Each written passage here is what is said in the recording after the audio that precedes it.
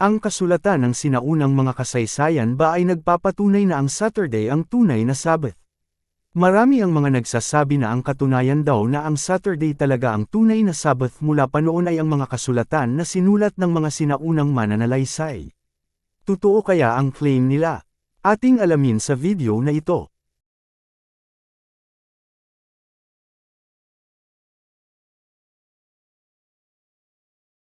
Ang unang claim ay ang Roman history ni Cassius Dio.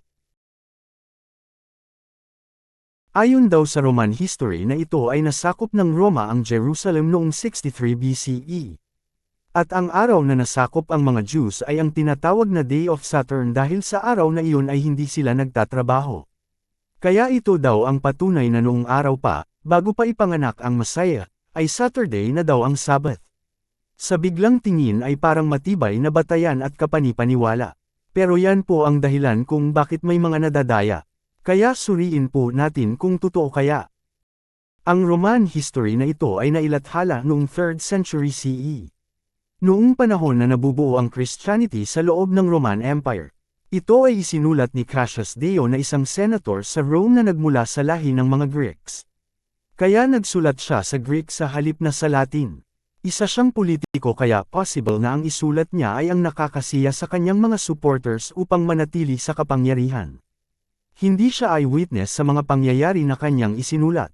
Halos 300 taon pa bago siya ipanganak ang pangyayari. Inipon lang niya ang mga kwento mula sa mga nakalipas upang isulat at ginawang kasaysayan. Ang kanyang paggamit ng salitang Day of Saturn ay isang halimbawa lamang ng anachronism. Siya ay nagsasalita o nagsusulat lamang ayon sa wika, gawi, at paniniwala ng kanyang panahon upang ilarawan ang mga pangyayaring naganap sa nagdaang mga panahon. Gaya ng mga tao ngayon na kung magsalita ay parabang ang planetary week ay umiiral na mula noong creation.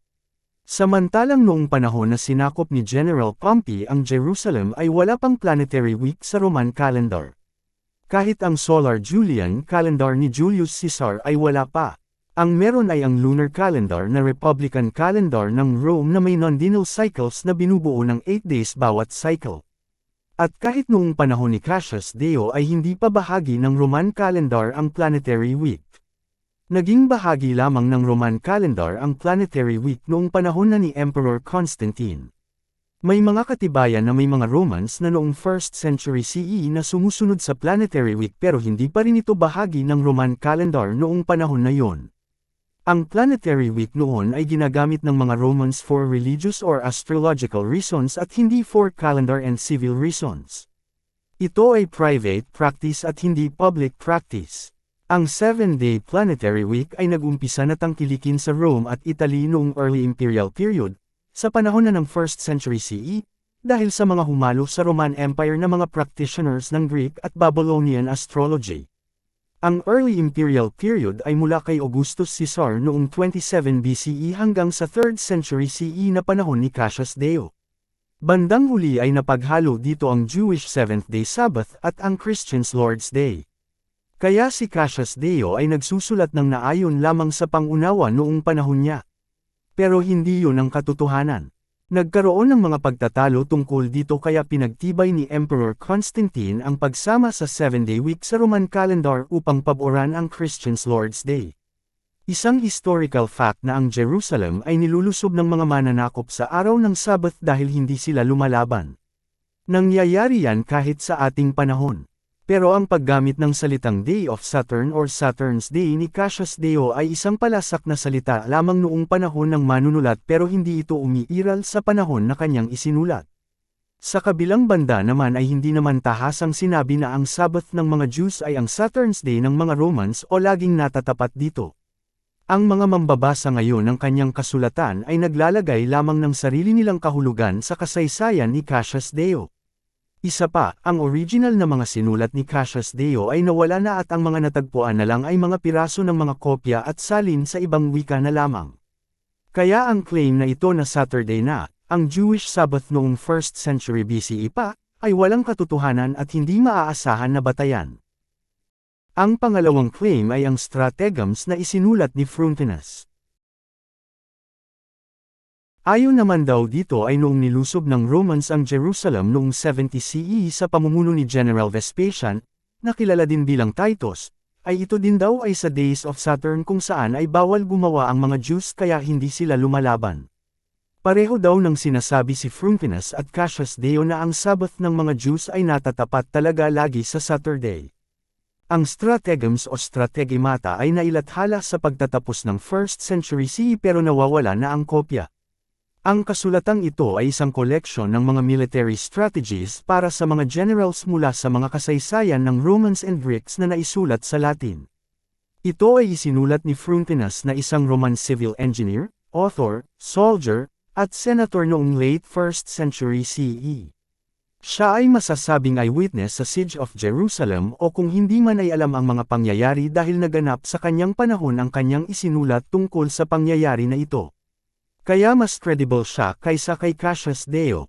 Sa mga hindi nagsasaliksik ay mukhang malaking patunay ito na Saturday nga ang tunay na Sabbath dahil higit sa isa na ang mga historical proofs.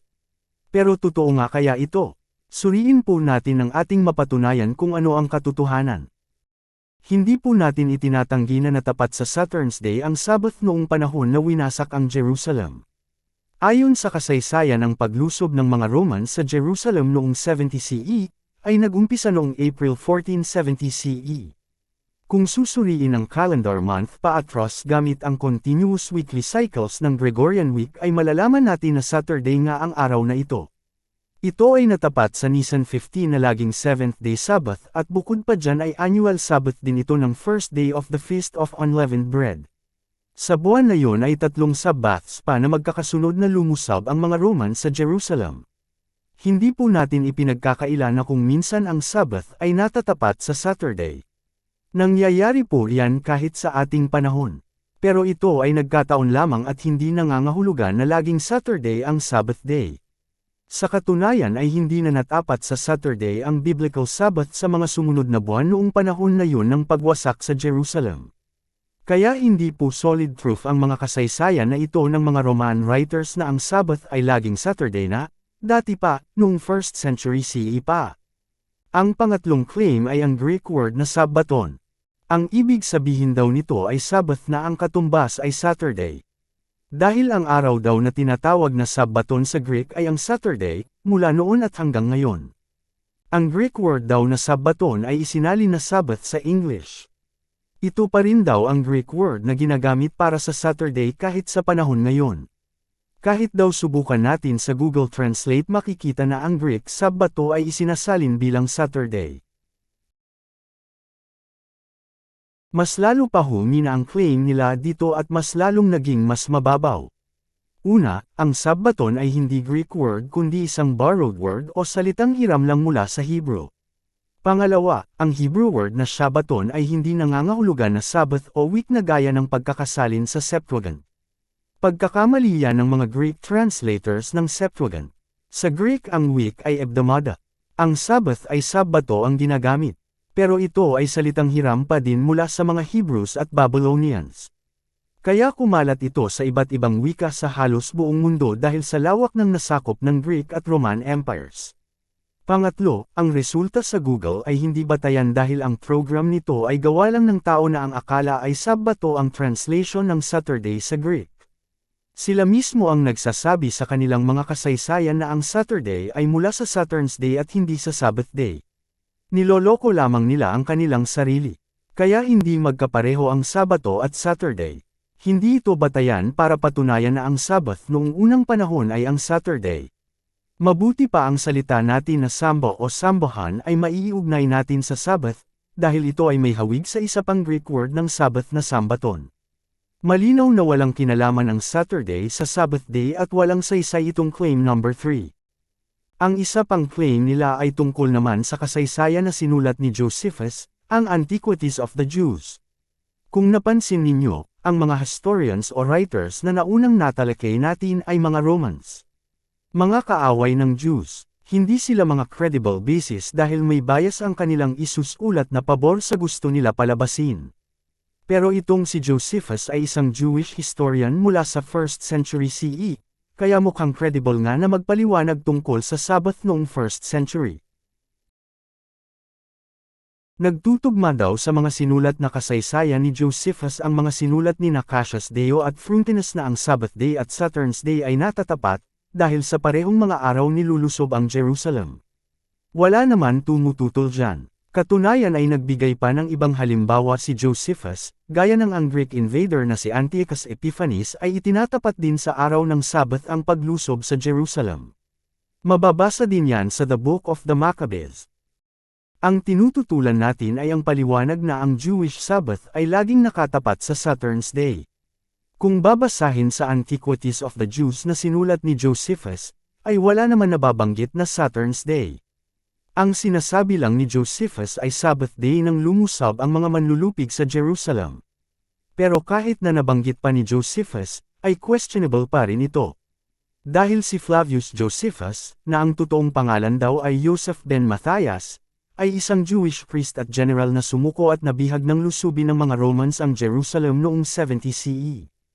Isa siyang prisoner of war. Dahil dito ay hindi malayo na ang mga sinulat niya ay dumaan sa pagsusuri ng mga Roman authorities at ang gusto lamang nilang isulat ang dapat na masunod. Lalo na at hindi sa Hebrew o Aramaic nagsulat si Josephus kundi sa Greek. Mahirap magsalita sa mga panahon na hindi naman tayo ipinanganak. Ang malinaw, kung kasulatan ang pagbabatayan ay wala naman nabanggit na Saturn's Day si Josephus. Kaya ang claim na pinatunayan daw ni Josephus na ang Sabbath ay ang Saturn's Day ay walang katotohanan at puro kabulaanan lamang. May malaking question mark sa history ng mga Christians at Romans. Kung susuriin, karamihan ng Christian history ay nakabatay sa mga sinulat ni Eusebius, na nabubuhay noong panahon ni Emperor Constantine. Siya ay nagsulat tungkol sa sinulat ni Anatolius na nawawala. Si Anatolius naman ay nagsulat tungkol sa mga sinulat ni Irenaeus na nawawala din. Umabot pa hanggang sa mga sinulat ni Aristobulus na nabuhay umano sa panahon ng isaling ang Hebrew scripture sa Greek na Septuagint pero questionable din. Kasama sa linyang ito si Josephus at ang isa pang Hellenized Jew na si Philo of Alexandria. Sa ilalim ng mga kasaysayan na ito nagsulat sina Cassius Dio at Frontinus. Kaya mag-ingat sa Roman at Christian history. Ang mga orihinal ng mga kasulatang ito ay nawawala o sinadyang winala upang walang mapaghambingan ng katotohanan. Hindi lahat ng nasusulat ay maaasahan. Ang ancient written history ay hindi sapat para patunayan na Saturday ang Sabbath. Dahil hindi naman talaga.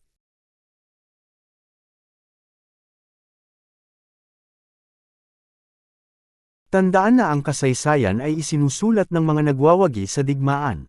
Kahit ang mga naisulat na ay pilit pa ring babaguhin ayon sa kanilang kagustuhan.